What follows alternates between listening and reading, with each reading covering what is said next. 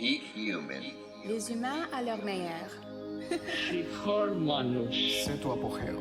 Peak 人間 O melhor humano. Picówka niewiód.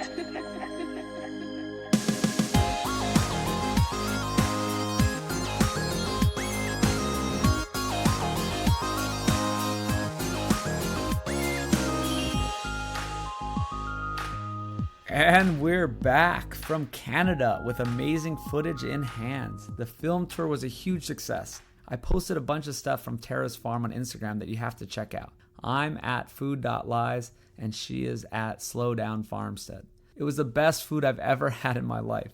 All the animals and plants were grown from start to finish on our land, killed and butchered by her and her husband Troy, and cooked and prepared from scratch all the way down to the raw butter that was bright yellow and chock full of nutrients. I was full in a way I've never felt before. Truly an unbelievable experience. We also were filming in Calgary at TK Ranch with the awesome Dylan Biggs. He's doing great things on rocky, thin soil that can't be used for anything else but cattle, who really are nature's miracle. We also had 2 meetups in Toronto. Such a good time. So many great people came out and the talks were inspiring. Then there was a fat adapted pentathlon where I did the 5 events back to back on the track for the North, Central American, and Caribbean World Masters Athletics Championship and took second in my age group. I didn't eat all day, and then during the event I had a little raw liver and 2 thin slices of salami and cheese to get a little something in my stomach just in case. The last event was the 1500 and everyone was dying after a long hot day. I still had full energy and came in second overall. Maybe I would have done better if I was training instead of traveling around stuffing my face at all these events and farms. Now on to this episode, which is with the great board-certified internal medicine specialist and functional/root cause medicine practitioner, Dr. Gary Shlifer. He's a founding member of Sapien.org, and I talked to him live from his clinic that I also work out of in Woodland Hills, California. He's part of a new wave of doctors that see through the outdated textbooks and teachings and aren't going to continue that standard sick care medical practice that doles out pills and meds and never treats underlying disease. He's got a lot of passion and been on some big podcasts and YouTube videos lately and is doing great things. We're following in the footsteps of Virta Health and reversing type 2 diabetes and obesity with diet, lifestyle, and a collaborative model using technology and health coaches. You can find out more at sapien.org/sapienhealth. A few more things before we begin. The meetup in San Diego is growing by the minute. We have special guests Dr. Paul Saladino, Elise Parker from a couple episodes ago, William Schufelt, Dave Feldman just freed up and is going to make it, Logan Sneed, aka Logan Fusion Lean, and now the great Dr. Ken Berry has joined. We'll all be at Queenstown Public House Wednesday night, July 24th. RSVP at nosetotail.org/event. It's going to be awesome. It's the night before the Low Carb USA conference starts. If anyone wants last minute tickets, message me on social media and I'll give you a coupon code for 20% off. You can also find the Nose to Tail meats on that site, nosetotail.org, where we have grass-finished ground beef with grass-finished organ meats mixed in. One which has about 30% liver, heart, kidney, and spleen, and one with about 5% of those organs. There's so many other delicious and nutritious things there like bone marrow bones, bone broth, beef and buffalo bacon, high omega-3 pork and chicken, omega-3 ground pork with organ meats mixed in, lamb and buffalo. Just check it out. It's all delivered to you each week as long as you're in the contiguous 48 U.S. states. We still have the Eat Meat shirts and other perks if you pre-order the film on Indiegogo. Click through foodlies.org. We are trying to scrape the last money together for all these awesome graphics we're creating to really make this film shine and get the info across. It's not cheap, even though we're calling in some favors. Lastly, please support this podcast on patreon.com/peakhuman and get the extended show notes and my sincere gratitude. It's not possible without the community. Thanks so much for supporting all my efforts. Now here's Dr. Gary Shlifer. Hello everyone, we're back. We're actually live in person with Dr. Gary Shlifer, one of the few guests that I can do in person. Usually these people are calling in from all over the world, and we have our own internal medicine specialist, board certified. He has his own practice here in Woodland Hills, California. He's my business partner. He's Dr. Gary Shlifer. Thanks, Brian. Thanks for having me on here. Hey, everybody. Hey. So, yeah, I want to get into your story because you're a new doctor, right? You're not indoctrinated into the system. you've went through it, and I've heard the stories, and I've known you for years. We went to UCLA together, and I've seen your sort of evolution in this, in your thinking. And you know, I want to hear all about how medical school was. You're fresh out of medical school, but you're also been in practice for how long? So I like that I'm a new doctor, which I am. I've been out of residency now for 3 years. I'm in my third year of private practice. I worked for these last 3 years in a hospital as a hospitalist here in Los Angeles at our county hospital. I did a pretty intense residency at Indiana University, which is really focused on inpatient medicine. And since I've really transitioned to my clinic, which is outpatient medicine, and I do a lot of preventative care and sort of focus on keeping people healthy instead of just taking care of sick people. That's kind of been the big change that I went through. And I like how you put it, that I'm not indoctrinated into the system. I don't know if that's because I'm a young doctor or just because of who I am, though, because I feel like that indoctrination starts early, like medical school, even before. I mean, I think that everyone is a little bit indoctrinated into these ideas of Western medicine that can be pretty limiting.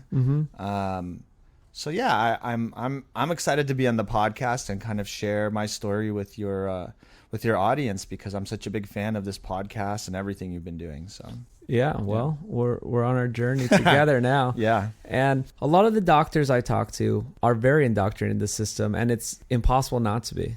There's this thing called generational knowledge, where what your professor teaches you take as the Bible. This is like, you hear this, it's in the textbooks. You know nothing else. And so a lot of these, I just got off with Dr. Dale Bredesen, right? And he's just make most of your plate plants. And there's these old ideas like, we need fiber. You know, Dr. David Klurfeld is on the USDA. Yeah. We need fiber. We all know we need fiber. I'm like, no, we don't. Actually, Why? Yeah. So everyone over 50 seems to be in this old school line of thinking. It's hard to unlearn everything that you've soaked up your whole life. And so that's why it's interesting to have a very, not young, you're 35, but you're not in this old school world. It's a changing of the guard. I think there's going to be a changing of the guard that's happening. And it's this new way of thinking. It's like, hey, wait, we don't need fiber. Wait, what if we did all these studies in the context of a low carb, healthy whole foods diet instead of in the context of a mixed diet? All our studies are done, not all of them, but most of them are done in this context of a mixed diet. Right, so let's start from the beginning. Medical school, you learned the standard stuff. Can I make a comment on that? Yes.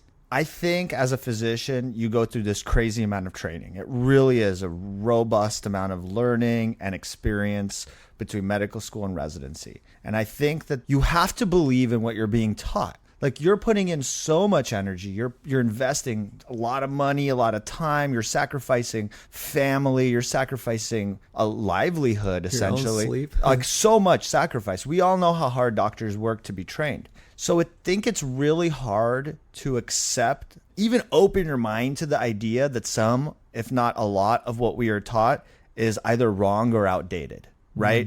Education and our education system, not just medical, but the whole education system in America, it's very slow to change. When you take, first of all, like wrong ideas from the past, and then really slow, kind of difficult to change research system, it creates an environment where old ideas stay and new ideas are distrusted.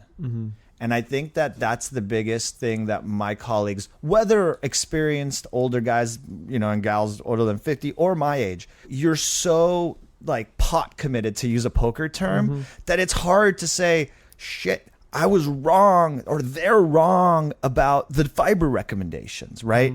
It's scary to stand against the USDA, to stand against the American Diabetes Association. So yeah, I think there's a changing in the guard, in the sense that there's more doctors, both older and younger, willing to step up against it.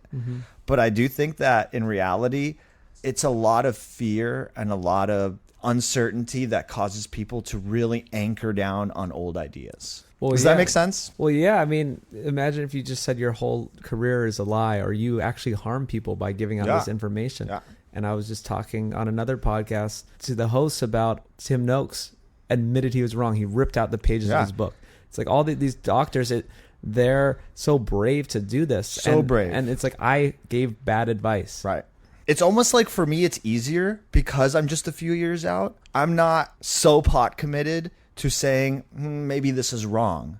A guy like Tim Noakes, people who have written books about stuff, to go and say, I was wrong. Hey, I'm reinterpreting this data and there's a better way to look at this. That is an amazing amount of confidence and bravery and security in your own knowledge. And I just think that doctors, all healthcare providers, to say that these massive organizations or our government is wrong, that really takes a lot. And I would like to say that you're a big part of that. I mean, I think I was always skeptical, but we'll tell the story. But when we had our first conversation on that famed trip to Big Bear, it was like a slap in the face. Like, hey, think about this for a second. I always questioned medicine. I always questioned drugs. I always questioned processes, like it's processes in the healthcare system. But to challenge the foundational knowledge of what I was taught, it really took a lot. And it took someone like you, who's a bright intellectual guy, to really press me, and our relationship that we had before then, to press me to say, hey, think about this. Step back and really analyze the situation and use all these years of science know-how to make your own interpretation instead of buying what they're selling me. Yeah, and it was hard because, I mean, this was years ago, but I'm the layman, right? I'm a mechanical engineer, but I have no medical training. So I was coming at you, telling you this, and I could tell in the beginning, you're like, I'm the doctor. Yeah, I didn't go to medical school. Right? Yeah. So this is hard. And another thing that's cool about this time is laymen are providing so much great information in this anecdotal evidence. Yeah. So mainly like this whole carnivore movement is so interesting to me. I don't buy into all of it like completely. And maybe I will someday. Sure. And I believe in this, history of, yes, there were much of history we may have been eating all of meat, but it wasn't all meat, right? It's like we still had some plant foods. So there's a long story there. But just the fact that people are doing it, it opens it up as a possibility. It's like, wait a second. So it is and possible. Reputable people are doing it, right? Yeah. And so it's not just like, it just took that to happen for us to question it. And then it's like, oh, it's okay if I don't eat all my green veggies. Well, it's interesting because, a lot of the carnivore guys are using a lot of research. They're very anchored in these studies. And something that I've realized is that research and evidence is great and it's super useful. And we should certainly use that as our beacon of light. But it's not end all be all. Everyone has recommendations, is using some research to make those recommendations, and to say that a questionnaire, food questionnaire is useful, it's questionable. But then on the other side of that, to make the only acceptable standard of evidence a double-blind placebo-controlled study, that's also too limiting, and we've painted ourselves a little bit in a wall with that. And it's so expensive to do that it turns out a lot of those studies are driven by food and drug companies, which then make those studies biased, extremely biased. But then so it's hard to interpret the research. So I would say that, this influx of laymen, as you say, of educated non-scientists that are coming in, it's because they're not so married to these double-blind placebo-controlled studies, and they can step back and look at the wealth of evidence. Chris Kresser made this great comment. He's like, it's about looking at the breadth of evidence, synthesizing it, and making the best interpretation. And what I've noticed with people that are propagating a plant-based diet or people that are just propagating a carnivorous diet, they anchor on to like a handful of studies, and that becomes their Bible. And that's where it's funny, because that's also what I did in internal medicine residency. Is we had our publications that we loved, and we'd anchor onto those studies, and then in 5 years there's a new study and we change our treatment plan. And that just happened with everything. That happened with the treatment of infectious diseases, with cancer treatment. Like, so much of our care is constantly changing because of what research we're looking at. And yet when it comes to things like nutrition and food, we've been doing the same thing for 70 or 80 years and no one questions it. And then you have to have guys like yourself and these other sort of voices in the community say, hey, why don't we look at the breadth of evidence for fiber and review it all and say, maybe we were wrong, and maybe this recommendation made by this highly reputable doctor in the 60s was the wrong recommendation, and we've proven that that's wrong. You know what I mean? Well, look at it more than just a breadth of evidence. Let's look at the breadth of the human history. And a lot of science is so myopic where they don't look at the contextual situation and be like, well, what did humans do that lived through the ice age or that lived in certain climates without fiber? How did they survive if it's so necessary? We have so disconnected ourselves from our ancestral history. In order to prove to a modern day American that you shouldn't be eating fake processed shit, you have to do a randomized placebo-controlled study. You don't need a randomized placebo-controlled study to tell you that processed carbs and grains are bad for you. You just need common sense. But the days of common sense have given way to the days of like, I need to have very specific research to believe anything you say. And then I'm going to be married to that research like it's the Bible. It's too much. We need some middle ground. We need to integrate common sense with the evidence. And we also need to lean on the educated and motivated those among us for guidance. Yeah. And that can be pretty difficult to figure out who's the actually educated one and who's the one who's got someone in their back pocket. Well, that's a tricky one, brother. Or just look at, 10,000 people who are, on meatheals.com. You know what I mean? Like just big things that are happening to raise questions, right? Not to prove anything, but to start raising questions that maybe it's okay to eat a all meat diet and you're not going to die. Or just, So, okay. We digressed. I want to get into your story more, but I just have to hit on this because I talk about it when I go on other people's podcasts, how we've lost our way. And Gary's part, Dr. Gary, I should be more official with it, is part of the Food Lies film. And part of the story of Food Lies is how we've lost our way. It's a story. It's a generational story, right? Of my generation being 35 and this woman, Adele, who has gone on this amazing journey. Not weight loss is the smallest part of her journey, it seems like. Everyone who I've shared our nutrition recommendations, our Sapien diet with, find that the overall benefit is so powerful that the weight loss becomes secondary. Yeah. They come to me because they're obese and they want to lose weight. They walk away feeling like $1 million, looking like $1 million, and it's not because they lost so much weight. It's because they stop putting poison in their body and they start letting their body work more like our ancestors did. Exactly. So we've lost our way. There's a generational story of our parents getting all these bad recommendations and getting sick, and Adele's parents had the same issue. So I want to bring up a quote from Nina Teicholz. Yes, our favorite quote. I love it. This might be the opening to the film. I was so inspired by this. It's incredible. But like lost languages, lost skills, and lost songs, it takes only a few generations to forget. So what does that mean to you? So a little background, I'm a musician and I've played music my whole life, and to me that connected so much because so much of my love of American history and like my soul, like my culture, is rooted in music. And I can just imagine how just a few decades removed from that, especially if we weren't in modern times, with right? modern, I would have no way to connect with generations before me. Like I feel like I understand my ancestors through the songs I hear. I was talking about American music, but I'll listen. I'm also Russian. I was born in Moscow. I came here when I was 3, and I still listen to Russian songs that my mom played for me when I was a kid, and I feel super connected. So to me, that connection of culture, of like music and literature and language to food really resonated because I can see how in just 50 or 60 years of misinformation, people are completely disconnected from what food should really look like. That's like you said, you need a study there was a study a few weeks ago that said, whole foods diet is better than a processed food diet. Yeah. Like, why do we spend money on that? Well, because we're so disconnected. For me, I grew up eating things like caviar, liver, kidneys. This was a normal part of my daily consumption. I look forward to it for breakfast every morning. See some pate. Pate was oh my God, pashtet in Russian. I used to love it on a cucumber. It was like the best. Mm-hmm. Then I grew older and I went to college and training, and somehow all these foods became like not part of my diet. In fact, I was convinced at some point I shouldn't be eating those things. And that's where we're at in America. We used to eat these things regularly. Liver and onions was steak and eggs. These were normal meals. This made us healthy.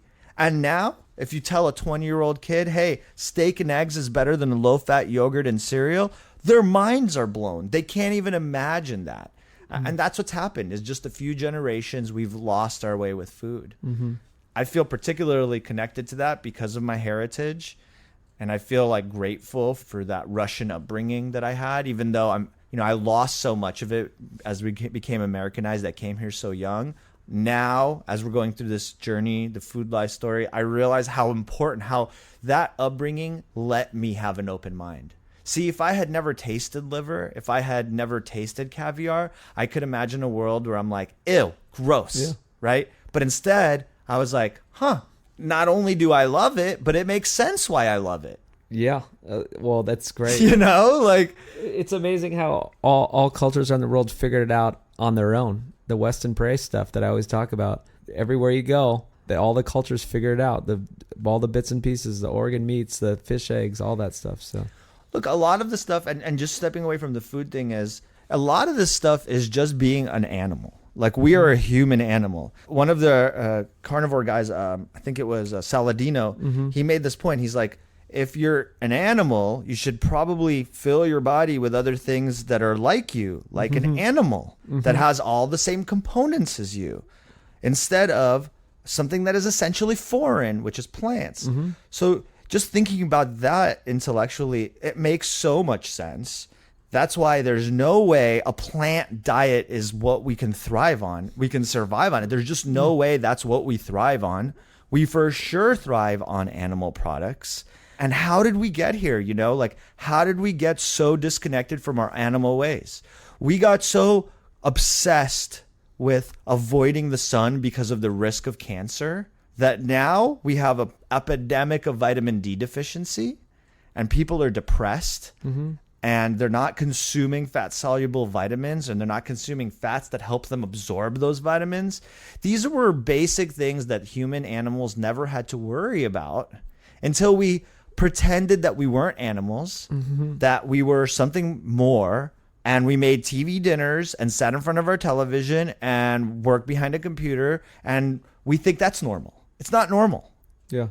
Did that make sense? Did I just go crazy? No, it's 100%. 100%. And I've seen these patients with you. I mean, I work in the clinic a couple times a week, and I've seen these pale, just messed up people that have not seen the light of day, they have no idea what to eat, have scared of the sun, and their health is failing, and they're like 37. And look, I recently went to this event and I watched this young group of 20-something-year-olds, and I literally was over here. I hate to say it, but I overheard them, and they're like, let's get something healthy. And he's like, yeah, let's skip the hamburger and get the quesadilla. And my mind exploded. Like, where do you even start there?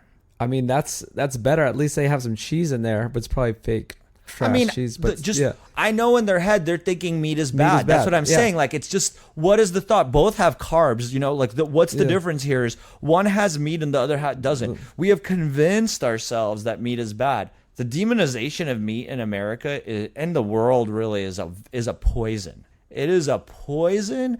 I never realized the depth of that manipulation on our brains, on our society, until this whole journey started. And I will tell you that I think that a lot of our troubles that we talk about, that we try to educate, are just rooted in this idea of a plant-based diet. And I love the post you made today about calling people out that are essentially people that support what we're talking about, but they're like, hey, fill your plate with plants and just some protein in there. And when you look at that plate, you're like, well, it's just the protein that's good for you, and the plants are filling the plate. And the calories are all from the protein. And why are we talking about a plant-based diet when you told them to put a healthy protein on? It's because you're trying to bypass this elephant in the room, which is this concept of a plant-based diet being good. It's not. Animal foods are the heart of our nutrition, and plants are a nice accoutrement, if you will. Or fallback food. Or fallback food. Why I'm saying in society today, we don't need a fallback food. There's meat and vegetables, there's everything everywhere. Yes. So it's not a fallback food. It's, I enjoy some cucumbers and bell peppers. And you could talk to me about the anti-nutrients all you want. I don't give a shit. I'm going to eat my bell peppers because I like it. Yeah.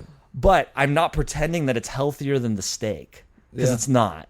Yes. Well, I'm saying I'm just confused why fallback foods are being pushed as the healthy diet. Cheaper. Just think about that from the big picture. Think about an alien race. Yeah, We always look at this right. alien race stuff. I think, Dave Feldman brought it up on a show I had with him, stuff like that, right? There's different analogies there. But just think of an alien looking down and like, so they ate meat for millions of years. They like had to eat these plant foods during times of starvation. And then now all of a sudden this little speck of history, the last 50 years, they had this idea that these were the magical foods that we all should be eating and it's going to save the world. And it just doesn't make sense to me. It's like you think about it from the way far out alien view and it's absurd. Look, and people think we've been eating this plant-based diet for thousands of years, which is nuts. Like, people are so disconnected from even our recent history. We've been eating animal foods this whole time. And people that don't eat animal foods, and the studies are there, and again, you could look to your great Instagram feed for all this information, but like, people that don't eat animal foods don't thrive. They survive. And this is clear. There's got to be a propaganda machine. There's got to be some kind of... I used to think, it's crazy to think it's a conspiracy. It's just how things fell out. I'm starting to believe that there's some real monster out there that's going to, that's pushing these ideas because it's so ingrained in our culture now that I don't know. I feel like I sound crazy when I talk about this with people, but I know I'm not. Yeah, there's something there. And, Dr. Gary Feck, he's talked about it. There's all these different Great theories. podcast, by the way. Oh, my God. There's a lot of these stories there. But, well, okay, we should jump back because I think people would be interested to know a semi-recent medical student, what it's like to go through medical school, what it's like in the hospital. Right. I know you have some amazing stories. You've yelled many times to me these insane stories. So we need to hear some of these. So what was medical school like? Everyone comes on the show and says, "Oh, there's 20 minutes of nutrition training, right, total, or 20 hours or something." So first of all, medical school is as daunting as people make it sound to be. I'm a bright guy and I can learn pretty quickly, and this was the most overwhelming thing I've ever experienced. So kudos to anyone who goes through medical school. It's incredible. But what I found was there's a huge focus on basic science. So biochemistry, physiology, pathophysiology. You learn about all the diseases, but you don't learn a lot of practical stuff. They don't really teach you nutrition. They don't really teach you prescribing drugs or drug management. They just teach you how they work and sort of are metabolized and sort of these scientific components of it. So I think the first 2 years, which is normally in medical school where you're just doing classes, the didactics, you don't learn anything about helping people. You're just learning a bunch of science. And that science, for some reason, they don't teach nutrition. I don't know why. It's weird. But what's interesting, now that I go back and some of my colleagues I've done this with, this exercise, is you go back and you ask yourself, well, they taught us about the Krebs cycle. They taught us about oxidative stress. They taught us about the metabolism of carbohydrates and the metabolism of lipids. They told us about even how protein doesn't make for a good energy source, right? That it doesn't make enough ATPs. And they taught us about NADH and NAD plus and how they help generate ATPs. And so you learn a lot about the science of what we talk about now in the nutrition world, right? But they never connect the dots to food. This is an interesting disconnect that I cannot explain for the life of me. Please contact me if you can. I suspect it's because if you told people the connection, there's no way you can recommend an American diet, or you know what I mean? Like, yeah, it'll all fall apart. It'll all fall apart right in front of all these smart people's eyes. So instead, you teach them the science and you remove... Do mental gymnastics to get around it. It's like, how do you look at bioavailability and then still recommend these plant foods? You don't. You never mention the food. You just talk about bioavailability of a drug, of anything. You talk about it in these vague terms, non-practical terms. And maybe some people are getting a different education, but I've talked to a lot of doctors and that's not the case.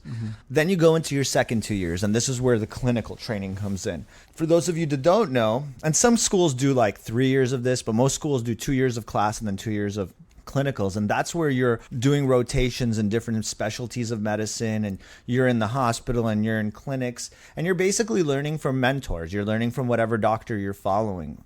And so some people are lucky and they get to do some nutrition education, but most people during those 2 years, that's not what we do. We don't do nutrition. We're hey, refer to the dietitian or nutritionist, right? That's what doctors do in Western medicine so often. So there's the 4 years, and there's no education about food.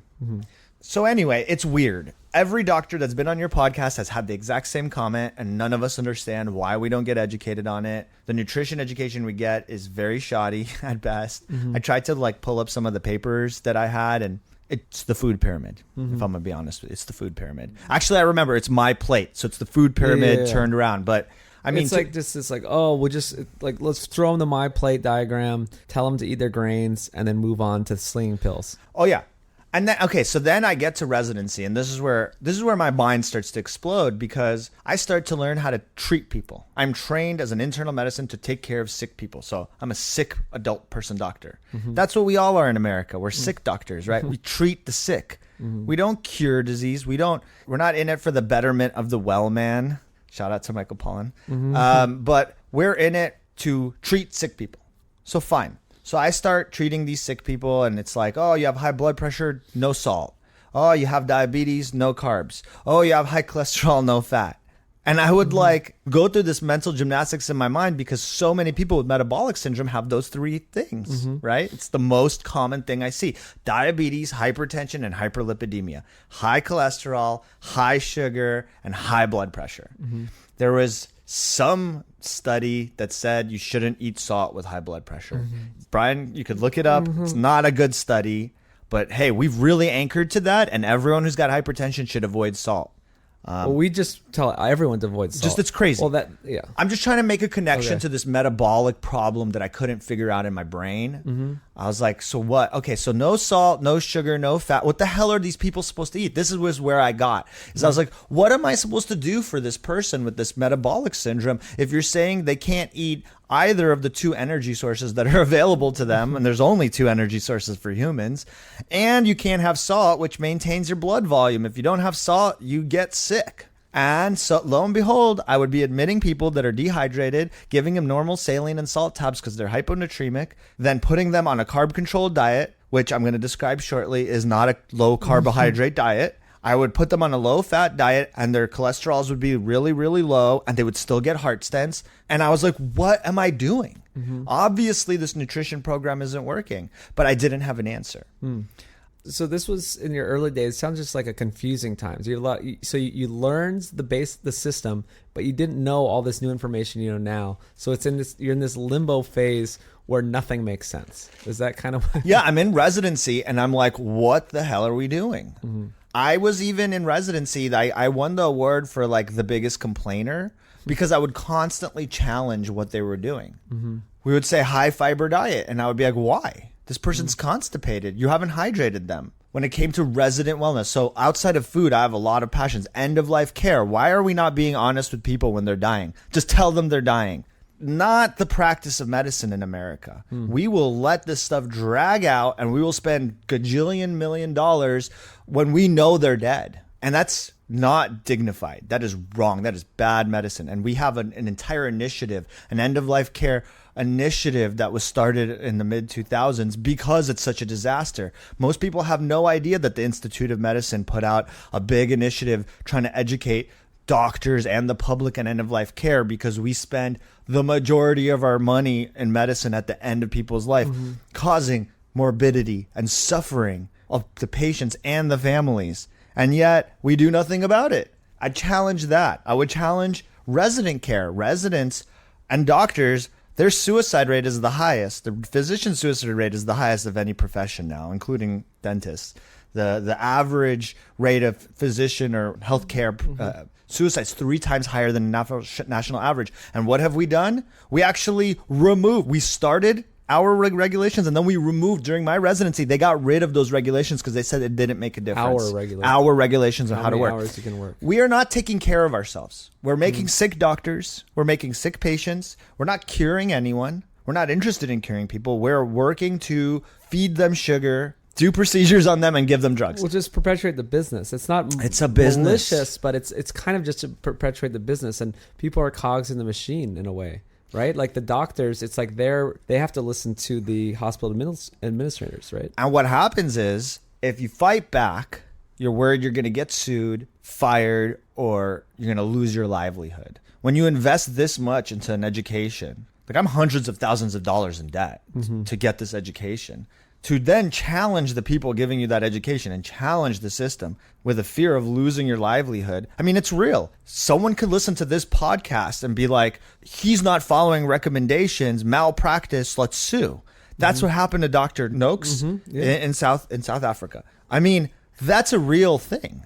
You would hope that America has better rules against suing doctors that are trying to help people. But honestly, I don't know. I still fear that today. I'm having this conversation knowing that that is a reality, but I don't care. I'm not going to spend my career practicing bad medicine. I'm just not going to do that. I'm going to do the best I can for my patients. Now you have your own practice. So we still have to get to how you got there. Let me tell a quick story. When I was in residency, this is just a perfect example of how insane this food thing is.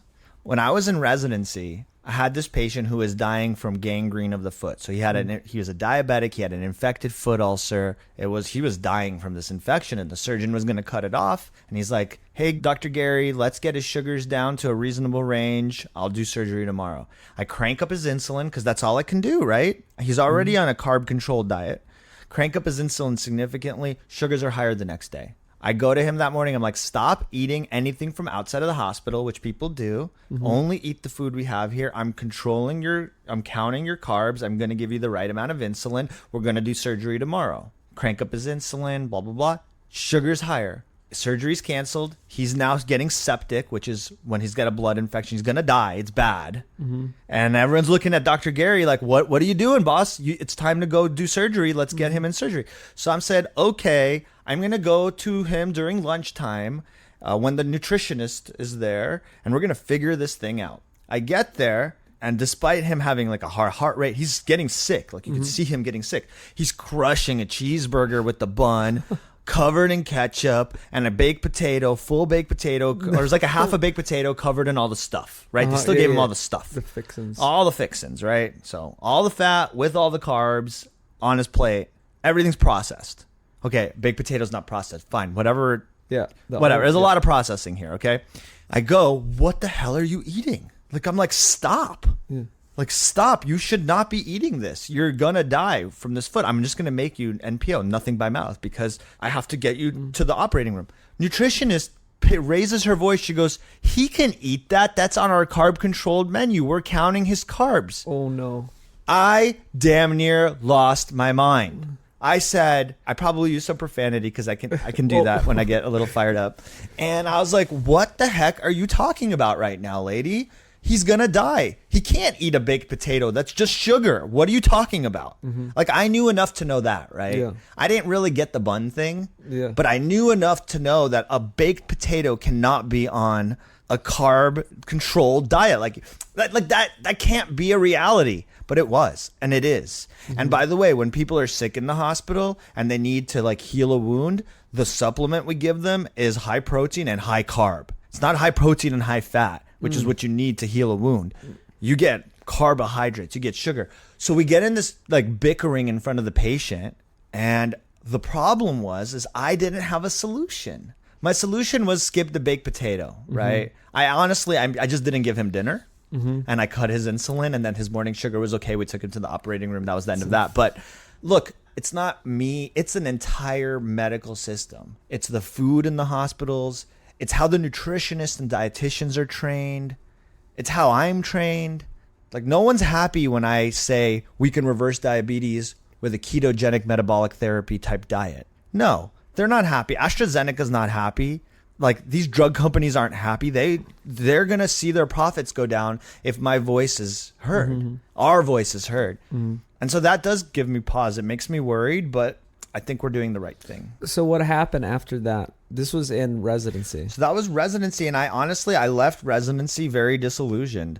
I talked about it a lot during those days, but I was disappointed with my training. I knew I could go into a hospital and take care of the sickest of the sick people on a vent in the ICU dying, and I can keep them from dying. Like, I knew I could do that sick care, but I did not feel prepared to take care of Brian. Like, a perfect example. I want to be a doctor. I want to take care of my friend Brian, And my recommendation is a well-balanced diet full of carbohydrates and fats and proteins. And that was not enough of a tool. Like, I didn't have the tool set I needed to do my job as a preventative care, primary care doctor. And I thought that after internal medicine residency, I should be prepared to be the highest level physician. They prepared me to think through medical problems. They prepared me to analyze medical problems, but they did not teach me a variety of diet plans or root cause or really anything about food, honestly, not right? prevention either. Well, of course, prevention's not on their radar.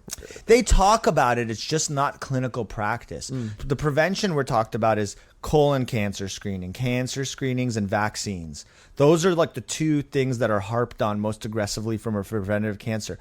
And when someone is diagnosed with diabetes or high blood pressure, the recommendation is 3-month trial of lifestyle interventions. And the lifestyle intervention is, hey, try a low sugar, low fat, low carb, low everything diet. They know that 3-month trial is sort of bunk because we don't really have a system to really initiate a real lifestyle modification.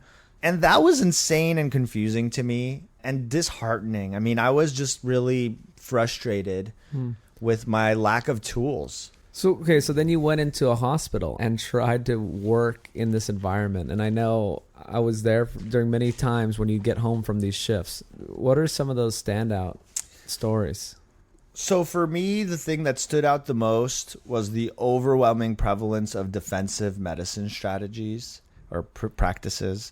So many doctors, because of their fear of retribution from a patient, insurance company, or hospital, or whoever employs them, are just not really doing what they think is best for the patient. They're doing what is recommended to do in that situation. So there were so many times where, as I was learning and making my practice, figuring out how to really take care of someone, because you can only do that with experience. But as I was doing that and I was like, well, we should probably, whatever. There's a million things to do. And I was just watching my colleagues, though they understood what I was talking about, they were unable to agree per se because they were afraid of being sued. They were afraid the patient would sue them, or they were afraid that they would get dinged by whoever is monitoring the numbers, right? You're beholden to the standard of care.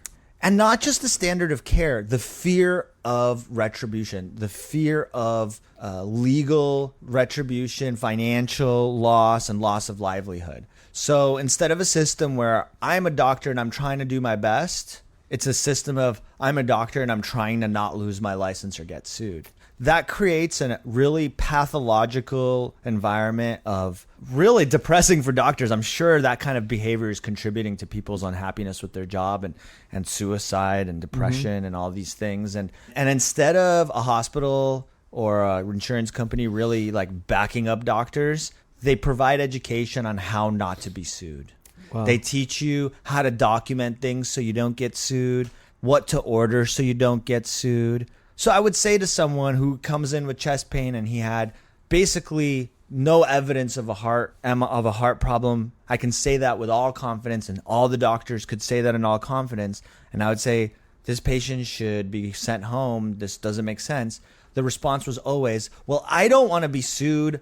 Admit them to do this test, even though I know we don't need it. And that to me is sad. It was so sad to watch our whole system fall apart, and the only people that could control it, the doctors, feel like their hands were tied because of all the pressure on them to fulfill their obligations to their employers and to their insurances and not do the best thing for the patient. Anything could happen to anyone, but to practice medicine based on how to avoid a complication is wrong. You should practice medicine how to help your patient. First, do no harm, then do good. You know what I mean? It's not first don't get sued, then do no harm. That's the problem. So that was super frustrating. So now I'm in private practice. Okay, so yeah, how did you leave that? Did people, when you tried to tell people about this new way of thinking, how did they respond? And then, yeah, just why did you leave? Well, so in the last year, I left the company and I started sort of freelance work with some private doctors, and that gave me a little bit more freedom to practice medicine the way I want. And I became much more vocal about basically low carb diet and whole foods diet and intermittent fasting and not eating shit all the time. And I became like known as the keto doctor. Yeah. And Well, you went through a transformation yourself too. yeah, I mean, yeah, well, people watched me. I was always a fit guy, and then they watched me become like more fit, and I was always energetic, and they watched me get more energetic. And they would always ask me, what the hell are you doing? And I would just be like, I just changed what I put in my mouth. It like nothing. I work out less. I'm busy. I'm here. How can I work out? I'm here. Yeah. Like, you see me. So what do you do? So I would go to the kitchen, and I would order like a Flying Dutchman lunch, right? Which is just burger and patty, because I didn't want all the cheese, just the carb patty or cheese. Sorry, patty and cheese. And people would look at me like I'm insane, and they would say, "That's gross." And they would get a quesadilla with fries. Yeah. That was their meal, and I would look at them, and I'm like, you're going to be fat and you're going to be diabetic. Or another example is I was sitting with a group of doctors, and they were like questioning me about this program, and they asked me about fiber. They were asking me about this stuff, and this really smart kidney doctor, like one of the smartest guys I know, sits down and he's like, man, he's fat, like really fat. And he's like, I'm trying to lose weight. I'm on my diet. This sucks. And he's eating, and he brought 2 90-calorie, low-fat, strawberry flavored Yoplates, an orange juice, 4 pieces of toast, and that was his fucking breakfast. Sorry, but I went to him and I said, that is poison, and he looked at me like I was insane. And that's when I knew the uphill battle I had to face. When a highly educated, highly decorated, in this case, specialist, kidney specialist, had no idea that guzzling low-fat food and carbs was going to make him fat and diabetic. No idea. And to this day, he argues with me about it. Wow. He is 10 pounds heavier than that day 10 years ago. And I mean, this was 1 year ago. And I called him out recently on it, and he says, yeah, I know, it's just too much. I'm busy. Wow. He's falling apart before my eyes. It's so funny because everyone's busy and so many people have so many things going on, yet so many people are figuring it out and doing it by just making a simple change.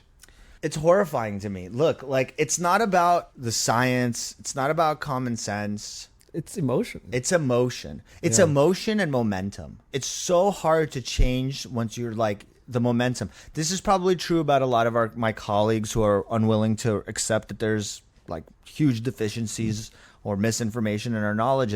You're rolling, you know? Plant-based sounds great. This stuff sounds great.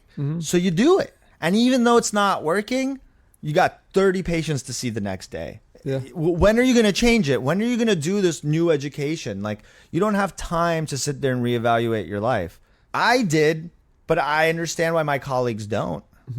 And then one more story about that. During that same conversation, so this is an older, reputable doctor. During that same conversation, 2 of my colleagues that both graduated same time, both internal medicine doctors, both were struggling with weight gain because they were working so hard and they were snacking a lot. And I harped on them. I'm like, you guys, stop with these fake processed bullshit carbs. Just eat less carbs. Like, you don't have to be like me. You don't have to cut all this fake shit out, but just eat less of the processed junk. They didn't do it for 4 or 5 months. No progress. They went to work out. I explained to them that working out is great for weight maintenance. It's not good for loss of weight. We know that. I showed them the article. They knew the article.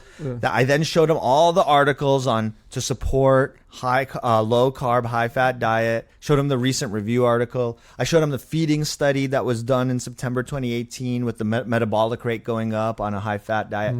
Showed him all this stuff. Finally, one of the guys cut out carbs. Lost 30 pounds, I shit you not, in like 3 months. And boy, is he touting ketogenic metabolic therapy now. The other guy was right behind him, and now they're huge supporters of me, and they get it. You know, it's like they saw it happen to me, they saw it happen to them, and I know that they're fighting to get some change in the hospital so that we stop feeding people so much sugar.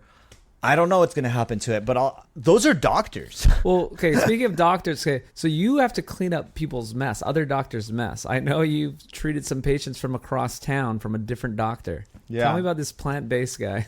Yeah, so one of the struggles I've faced as a primary care doctor is that people come to me from all sorts of specialties looking for weight loss. Okay, that's a really common thing because people that come to my clinic lose weight and get off drugs. Like, it's becoming known. Yeah. And that's what I do. I get people off drugs and I make them lose weight, and I do that through lifestyle interventions. Prescription drugs. Yeah. And whatever. Yeah. You can get them off if they're... It's I don't even worry about the fun drugs. Most people's problems are not fun drugs. Yeah. You know, meth and heroin are a thing, but the common person that comes to my clinic, their problem is overprescription of sedating drugs, opioids, metabolic drugs, and no meaningful recommendations for lifestyle modification. So they come to me and they want to lose weight. And I find out that they went to so-and-so cardiologist. And a lot of the cardiologists in this community and in general, as far as my experience is they're really big on vegetarian, plant-based diet. I don't know what propaganda machine educated those guys, but it really seems to be super ingrained in them. And despite their patients not getting better, and despite their patients' HDL dropping out to like 10 and 20, they put them on high-dose cholesterol medicines, and their patients continue to get metabolic problems and vascular issues, and they continue to like tout this vegetable being the end-all be-all. So I probably in like 10, 20 patients now from this doctor across town who's everyone loves him. I mean, I bet he's the sweetest man. I haven't met him personally, but and I bet he sounds good and everything, but he gets everyone to be vegetarian. The problem with being vegetarian is you end up eating a very high carbohydrate diet, essentially. And if you don't educate them that a vegetarian diet that he's suggesting is actually without processed sugars, but that doesn't happen because to do it successfully, it requires this huge amount of education. It's not enough to say plants are good. Yeah. Like that's too simplistic. It's time and money, and these people aren't doing they're not like Rich Right. Roll or whatever that guy is. Well, I found out, look, his business model, super common business models. I'm going to see 20 to 30 patients a day because that's how I'm going to make my money. And I'm highly reputed cardiologist guy. And I'm going to recommend a plant-based diet because there's a lot of guys out there recommending it and it sounds great. But if you don't do the intensive behavioral therapy and education that is required to teach people how to do this successfully, they end up eating a high carbohydrate processed food diet, and then they cheat and have fat in their diet, and they just get sicker and sicker, and they keep uptight. I had a patient from him come on 3 different cholesterol medicines. The injectable, there's an injectable new guy, the oral pill, and a prescription version of an omega-3 fatty acid, which means that he's on 3 prescription cholesterol-reducing drugs, and he got a stent 2 years ago, closed his stent a year ago, and now we're still worried for him to have blockages. And they're going to say that it's because he makes blockages. He doesn't make blockages. It's because he's chronically inflamed He's and on a plant-based- diabetic. So he's eating just a high-carb, high-plant diet. He's eating whatever he wants. He's like, they told me to eat more plants, so I eat more plants, but he still eats whatever he wants. There was no like real intervention there. It was just plants are good. So people add plants to their diet, but they don't actually cut out the other shit. Yeah. It's like add another potato, but they don't cut out the other shit because they don't understand how important that is. They don't understand that a vegetable diet is just trying to get you to eat less processed foods. And by the way, you have to learn a lot about eating healthy fats to be successful on this vegetarian diet. And so it's supplementation. so it's like, it's so simplistic the way they try to propagate this plant-based diet that it frustrates the hell out of me. And to then do that and to then pump them full of cholesterol-lowering drugs when you know that cholesterol is not the problem. You know we're not treating people with LDL. And then today I reviewed this patient's cholesterol pattern, and you could see him trending the HDL. Like you can see even on his notes the marks of the HDL going down. And I'm like, but you're up titrating his cholesterol medicine and his HDL is dropping out and his LDL is way below goal. Like, what are you trying to do? Deplete this man of all the cholesterol in his body so he can't make hormones, he can't make brain cells, he can't make skin cells, like he can't make cell membranes. This guy is getting fucking sick. He's falling apart in front of your eyes, and you're up titrating his cholesterol medicine. Like, you can't practice medicine like that.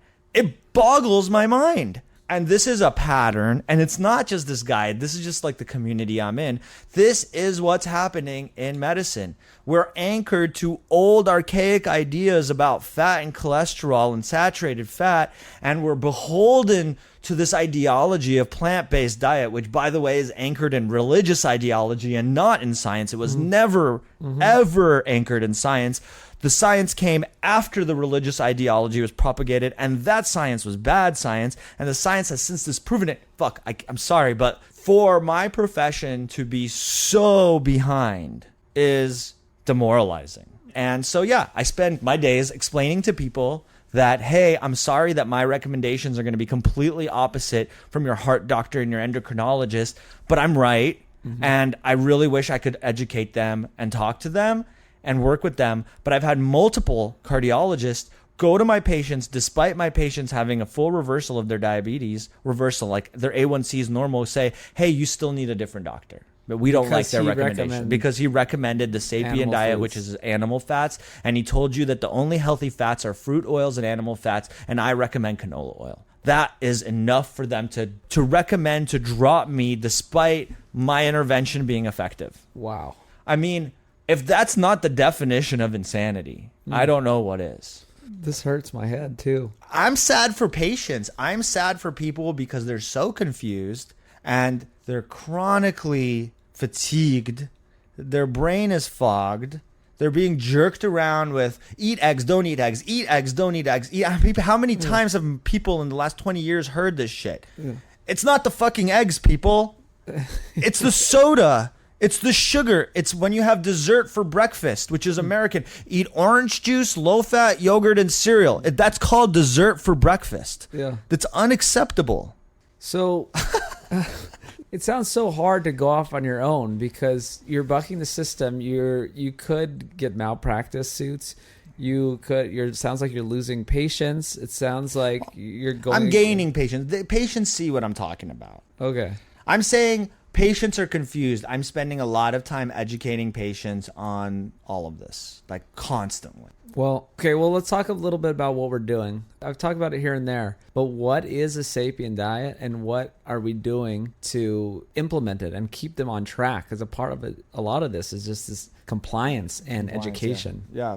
Well, all that I have learned through my education and through my work with you, Brian, is contributing to what I think will be an excellent manifesto one day called the Unifying Theory of Nutrition. And within that framework, there's what we call the Sapien diet. And the Sapien diet is what we think a normal human should eat in the context of modern day America. That's how I think it varies from like the ideas of paleo, which is, hey, let's go back to thousands of years ago, which is where we don't live thousands of years ago, right? But ancestral thinking is important, right? Let's not eat so much processed food, right? Where there's other diet programs like Whole30 that try to get at that. But there's other diets very, very similar to Sapien, to what we're suggesting. But I think we've narrowed it down to actionable, sustainable methods to eat a diet that is not poisonous to you.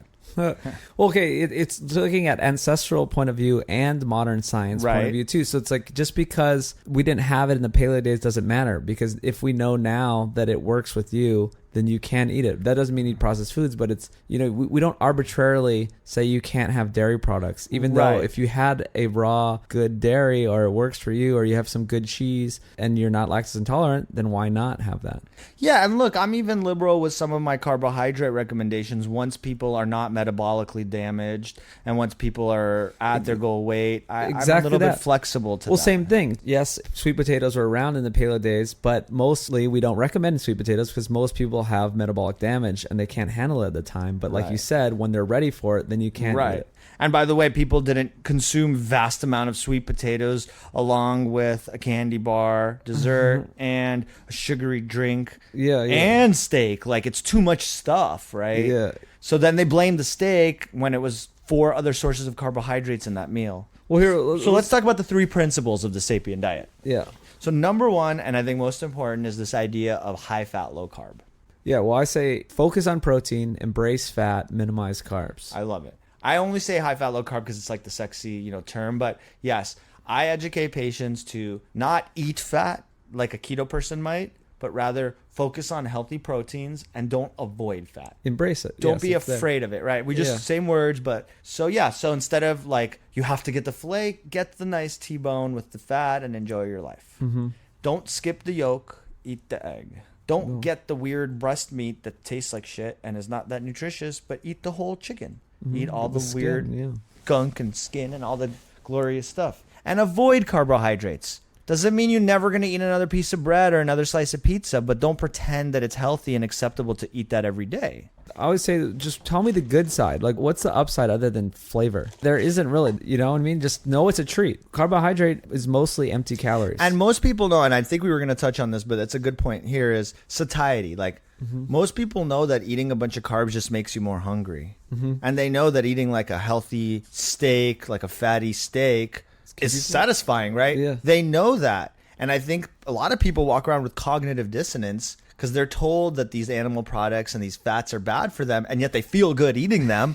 And they know instinctually that eating that dessert or that sweet thing makes them want more food, and yet they're told that this is okay to eat. So I think it's like, it's very confusing for people. It's Like incredibly confusing. It's like every time I eat my toast and my cereal and granola for breakfast, I'm hungry 2 hours later. And they don't relate it. They don't understand. It's like, I ate bacon and eggs one day and I was full for 6 hours. But it's hard. It's hard. It's hard. And people, another thing we didn't touch on quite, but I think people will, listening to your other podcasts, and they'll understand that we're not just focused on like macros and calories. We acknowledge that nutrition has a strong emotional, spiritual component. I think that not necessarily spiritual, but emotional and like everyday life and cultural. And people are not robots. We're not just here to divorce. I guess what I'm saying is you can't divorce food from it feeling good. Yes.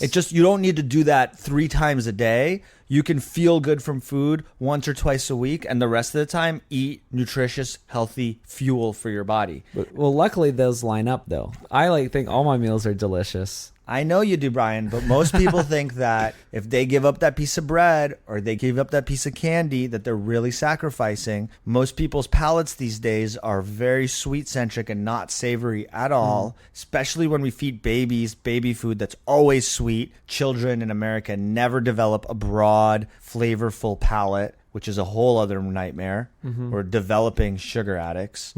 So I guess my point is I try not to separate the emotional, and there is a spiritual component to eating. Well, like you feel better inside, your energies are better. It's actually why it's sad to me when that animal rights propaganda seeps into people and they feel bad for eating meat, when in fact it's like the natural thing that will make you feel good, and supporting like a sustainable way of getting these animals and killing animals in loving ways like so many hunters do, instead of demonizing the whole idea and being like, oh my God, every animal should be alive forever. Like it's like a fantasy that they're sold, and it makes me sad for them because I can see the dissonance in their life of like, I can't eat that meat even though I know it's good for me, because I feel so bad. And it's like, no, feel good that animal gave its life so you can feel good. It's the circle of life. It's like the most connected we could be to each other, to other animals, to other humans, to other creatures. Like, it's actually a beautiful thing when an animal gives its life to us. And so to vilify hunting and agriculture, animal production, it's not like every dairy in America is being disgusting with their slaughtering of animals, but they see a couple pictures and the whole story becomes so polarized. From third world countries, probably, anyway. Even in America, it's just not that simple, right? It's like this oversimplification of something that is at the heart of being a human is eating meat. Like, you're an animal. You can't feed a cat vegetable food. You can't feed a human vegetable food. We're better adapted than cats. Cats are obligate carnivores. They will die. You will just get sick. Slowly. And so it's confusing. It's like, why do I work out and my butt, it just cannot get tight? Well, because you're not eating enough to support your body and you're constantly in a catabolic state. How do you explain that to a young girl that's trying to be a model? And she's like, why can I not get, like, my colleague, she's so muscular, she looks so good. And I'm like, it's because you don't eat enough protein. I'm like, you're a vegan. I'm sorry. Like, you need more protein. So I got this one girl who's like struggling. And I'm like, just eat eggs, like just 2 eggs a day. And she's like, I feel better. And I'm like, yeah, so let's add some fish now. She's like, I can't imagine the fish dying. And I'm like, you're dying. Wow, yeah. Like, you're dying. You're not thriving. You cannot compete in this competitive world of actors and actresses because you look like shit and you feel like shit because you're eating shit. And then you eat a little bit of goodness and you're like moral high ground, or your like obsession with these pictures and visuals of this animal. It's almost like she's brainwashed. It's so sad. And I'm trying to fight that battle. Instead of saying, okay, it's fine, I'm trying to explain to her that you're sick because you're not eating healthy food. And your ideas about food are not anchored in biology. They're anchored in fantasy. Oh my God. Yeah. You got to take a hard line and say, you're not eating a species appropriate diet, right? Just understand that. And that, I mean, when you go on Google or on Instagram and every single famous doctor is like plant-based, plant-based, plant-based. And when you read what they say, it's like eat mostly plants, but then make sure to get your healthy protein. And you're like, now I have to explain to people that a plant-based diet is not a species appropriate diet. It's like, that's a crazy jump, but they're tricking people. They're telling them a plant-based diet. I know this is just what you posted, and it's so spot on, dude, because people are confused. They're like, I'm going to eat all vegetables because I want to be healthy. I'm like, no, the lunch that's healthy is where you skip all the vegetables and you just have the burger part of the burger. Like, that's the reduced, that's the healthy version of lunch, not the bowl of salad, which then makes you bloated and constipated later. well, and hungry 2 hours later. I always say, Oh my God. It's like you think you're doing yourself a favor by eating this salad with nothing in it. And then 2 hours later, a donut comes through the break room. And you crush it. And you crush it. Like, and then you're like, I'm constipated. I'm sure it was the steak I had for dinner. And I'm like, I'm sure it wasn't. Like, I know it wasn't. And that's an impossible explanation of, because they're like, I need 5 servings of fiber every day. That's what the government told me. And and I say to them, you don't need fiber. I mean, maybe a little bit, but well, there's studies that show that the more fiber people eat, the more constipated they got, and the people who cut out fiber. Yeah, and then, I mean, most people are eating fiber because, they were told it decreases the risk of cancer. Well, it doesn't. We know that. They've done studies that show that, not that it's healthy for you, but it's that it doesn't decrease your risk of cancer. It doesn't decrease your risk of getting precancerous lesions. Like, that's old research, or like relatively old, like in the last few decades, and no one has changed their practices. Like, everyone is still recommending this. So I'm so passionate about it because I think we're doing the right thing, but I don't know if this is going to fall on deaf ears. We'll see. All right. Well, so that was pillar 1. That's pillar 1. That's okay. We need to. So pillar 1 for review: embrace fat, focus on protein, embrace fat, minimize carbs, or high fat, low carb. Yes. Pillar 2: nutrient dense whole foods. Nutrient dense. So when I do it from my clinical practice, you talk about nutrient density a lot because you're in this world of science. You have listeners that are like excited about the details. And so what does nutrient density mean? Yeah. When I'm talking to people about this, I'm educating on what is real food and what is fake food. Well, they don't even know what a food has in it. They're like, oh, so carbohydrates are in what? Yeah. Like you're talking to people, like no one listening is on the level of the layman, the average, because your listeners are into this, right? Yeah. And our hope is my goal is to get more of America on board with what your listeners at least are listening about this, right? So my education starts with don't eat sugar products, period. Yeah. Don't eat wheat, corn, and flour products. Those are processed grains. Don't eat fake oils. And then I spend a good 15 minutes talking about fat, because they're so confused. Because we had hydrogenated oils, which are poisonous. We had vegetable oils, which are still the baseline recommendation, which we know are bad for us. They're at least not good for us.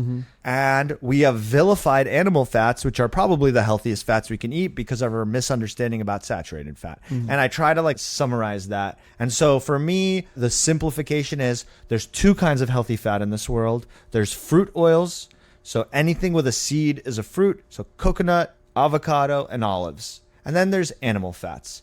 There's your grass-fed, and then of course I talk about grass-fed, but there's your butter, your ghee, your lard, your tallow, your sui.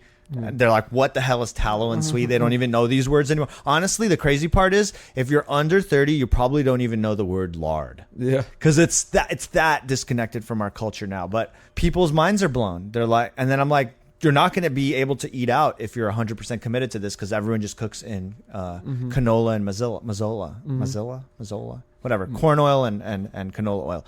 So, or peanut oil, you know, and then these seed oils and these nut oils. And what are they? Like, what is soybean oil? Like these fake soy, they're not even real soybeans anymore because real soybeans don't have oil. You had to, anyway. Yeah. So I spent a long time educating them on fat. I educate them on what carbohydrates are. That's about as far as I get, you know? So when it comes to whole foods, that's where I leave it. Yeah. It shouldn't be that complicated, but yeah. Okay, so we'll take a side detour for compliance because I think a huge part of this is implementing it and sticking to it, and that's why we're building the technology to help them. And we're following the footsteps of Verda, Dr. Verda Jeff Health. Volek, and all those guys Amazing. doing great things. So it's about... I would love to talk to Volek. It's about connecting the doctor, the patient, and the health coach and keeping them on track, weighing in with a smart scale that goes straight to the app. Part of that is just knowing that someone's watching you, right? If you know that someone's going to see your weight when you weigh in, you're maybe not going to eat that bowl of ice cream the night before. And we can track their blood sugar. We can track, if you know, we have a glucose monitor, we have a keto monitor. We can track their blood pressure. We can do the ring is good. The Aura for ring. Sleep, for sleep quality. It's a really cool. We're trying to connect as many of these smart devices as possible to give us all the data as possible. I think the future is in big data. What if we start collecting all this data all around the world and we start using it and start really being able to make amazing recommendations to people and knowing what they're eating, because our app also does that, and knowing all their vitals, knowing what medications are, knowing what medications they got off of, knowing what their exercise habits are like, and then using that to make recommendations on a large scale. And deliver those recommendations on a regular basis without having to make the person come in. I think that that's another huge part is people these days, they're cool to come into the doctor once in a while, but we know that to really achieve like a metabolic change and weight loss, you need frequent interactions, you know, often weekly or at least bi-weekly or at least monthly. And that becomes hard. So I think an app like we're developing is going to allow people to have that sort of feedback and recommendations without coming in physically, Absolutely. Which is huge. The other things people should notice about what Brian said is we did not include a nutritionist or dietitian, these classical distributors of nutritional information, and we rather said health coach. And that's because like so many physicians, they're taught wrong. They're not educated about macros the way we're discussing, and they're unwilling for the most part to change their recommendations and work with us. And so I think that people should be aware of that because I think so many people spend a ton of money on a nutritionist, and I love them. Their hearts are in the right place. But when you're anchored to old ideas and you don't have the willingness to open your mind to new research and new recommendations, you're stuck in the past, and I'm done with that.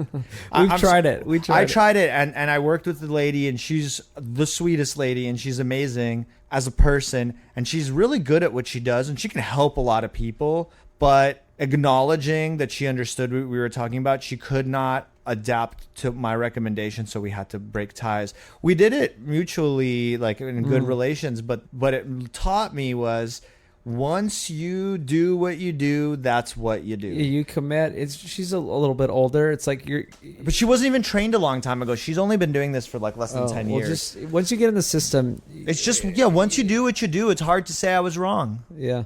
Okay, so that was a little plug for the what we're building. Even though we're not making any money off it, or we don't plan to make much money off it, we're only offering it to other doctors to use. And if they make money from it, then they kick us back some of that. So some honesty too is like me and Brian don't make a lot of money. We're not in this to make money. No. We are 1,000,000% committed to living a life that is meaningful, and we affect people in a positive way. I keep talking about how I shop at a 99-cent store and stuff, and people think I'm ridiculous. But yeah, I mean, I'm serious. I'm not making a lot of money. I'm not making any money. Well, it's just when you follow your heart and you follow what you think is right, that doesn't always lead to the fastest financial reward. I believe that we will find our financial reward one day, but I do want to say it, like, since it's our podcast where we're introducing me and our projects and our businesses, it's like these businesses are not built to make money. These businesses are built to educate and share and provide a service that we believe in wholeheartedly. And that's why I believe in what we're doing in Evolve and in Sapien and in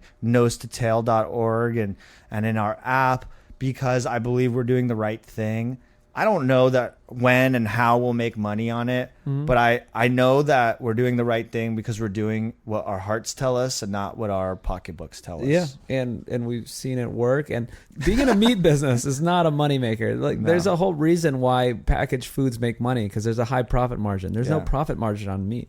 Well, there could be. We're just in a food system that does not encourage, healthy meat production and delivery. We're in a food system that wants you to buy as many corn and sugar products as you possibly can, and that is what it is. You could build systems to make all of it more affordable and profitable. It's just it's not the system we live in. That's kind of the goal. The whole Sapien movement thing is, how can we get to these systems where we can do sustainable farming and where it can make sense for people to make a living raising animals properly and distributing that to people. And I have this vision of just like a co-op. Like, you just imagine like a co-op across the entire country where and then the government subsidizing those farmers to participate in healthy agricultural practices. Yeah. Like, I always bring this up to people. I'm like, if you want to get grass-fed butter at a comparable price to our normal unhealthy American butter, you have to buy a Irish product. And well, that's not even like supposedly really good. It's Irish not product. even full, but I'm just saying, like, no, if you want the real deal, like Tara Couture, who's on the podcast, Slow Down Farmstead, she's the best. She's the best. She posted about her really rich yellow butter. She's like, if this would cost like $100, what I mean? Like, that's amazing. That's the problem. My point is that even like a factory produced, available for most people butter that's comparably priced in America has to be imported from another country. So you're adding the fossil fuels it takes to ship the butter here, all of those costs, and yet that company makes money. I know Kerrygold's blowing up. I'm the biggest fan of Kerrygold. If you haven't tried Kerrygold butter, it is a great option to change from whatever crappy butter you're eating now. And yes, it may be not as high quality as what Tara's doing, but at least you're eating real butter. It tastes dramatically better. Another example is, like, I'm a big fan of Butcher Box, and they do all this grass-fed stuff, and it's a better business model for them to ship stuff from Australia. So again, a lot of people don't know that they have to get it all the way from Australia to compete financially with our American. So that tells me New Zealand. No, I think it's Australia. Well, at least the packages I got. I think they mix it up. But anyway, the point is, it's not America. Point is our food system is set up in a way that we disincentivize, or we incentivize the use of grains or crops, however you want to look at it, but we're not incentivizing farmers to do things in a sustainable and nutritious way. We're doing things in a way to support our grain industry. Yeah. Okay, and just to tell you, nosetotale.org is from Texas. We raise all our meat here, and it's legit. And it's the highest quality. And if you guys are looking to try a meat or a food delivery service, check out Nose to Tail. With liver, too. That's our big thing, is adding the liver into the ground beef and stuff like that. So you can get these nutrient-dense bits and pieces without, having to deal with that. Yeah, look, save your money on your supplements and spend a little more money on healthy meat, and you're fine. Yeah. And stop avoiding salt, guys. This is another thing. We don't have a whole, it's not, but this is like a thing. And I mentioned this earlier. This idea that salt is bad for you is not true. I've never seen evidence of it. Unless you have florid kidney disease or florid heart failure, you don't need to limit your salt intake. And honestly, when you're drinking a ton of water and you're trying to get hydrated and you're just drinking free water, it's very hard for your body to absorb. This goes back to bioavailability. You need salt. So many people come in sick to the hospital in the emergency room, and what do? We give them normal saline. It's salt water. It's very salty. Normal saline, you can taste it. It is salty as all hell. And I'm putting that directly in your veins. And people feel amazing after a liter of salt water. And then the doctor says, don't eat salt. And then, they get discharged on a low salt diet. And now I'm seeing more and more kidney doctors are putting people in the hospital on salt tabs because what they're realizing is people are really, really deficient in their salt because they've been so depleted of any meaningful nutrition because, low-fat yogurt is not real food, people. So I know I'm preaching to the choir with this with our listeners, but still, I love when I get fired up. I got my soapbox statements breakfast is not important, most important meal of the day. Orange juice is not a great source of vitamin C, nor is it healthy for you. Okay, so breakfast. So here's the last pillar of the Sapien framework, Sapien diet. Don't always be eating.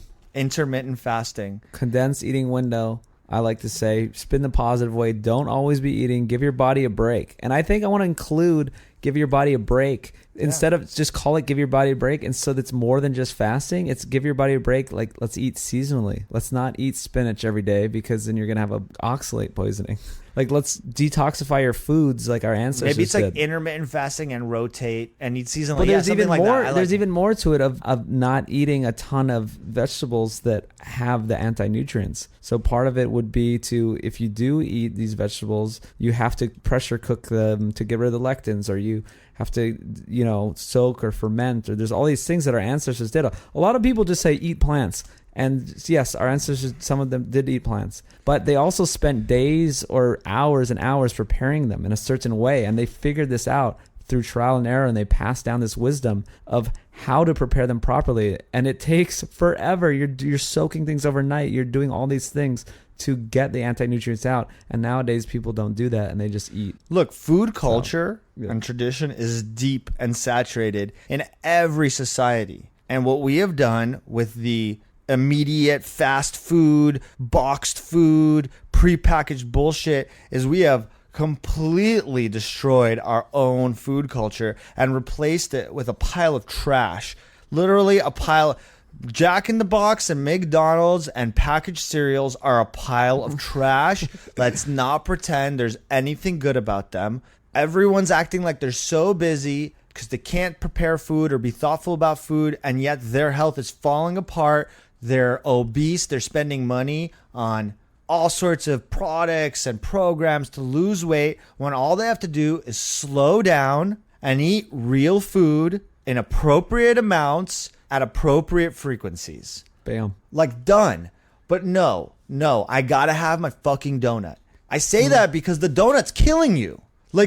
You have to stop. And these guys that are out here, by the way, just to mention, I listened to your Lane Norton podcast. I agree with 90% of what this. I thought he was very well spoken. He was on his best behavior. So you don't he was know really good. You don't know his whole shtick, but okay. I don't. I like to come at from the perspective I have is he's got a lot of great ideas. But to go to on air and tell people you can eat a Twinkie, you just have to stay at your calorie restriction is fucking insane, guys. Yeah. You cannot eat fake food and feel good. You cannot pretend that a Twinkie or a Pop-Tart or this fake food is a normal part of our diet, because it's a slippery slope when you say that. You can say that, hey, you're going to cheat from time to time. This is life. We're not sitting here trying to be Nazis about food. We're not. But to pretend that you can be healthy eating Pop-Tarts every day is not, it's not sound advice. It's not even common sense advice. It's frankly, it's delusional, frankly. I think it's just people who want to still eat like a kid. They still want to have their habits daily and eat and for pleasure and just feel good. And they like his style because they can still do that. Well, and I worry, you just said your little statement is super loaded, is eat like a kid. Yeah.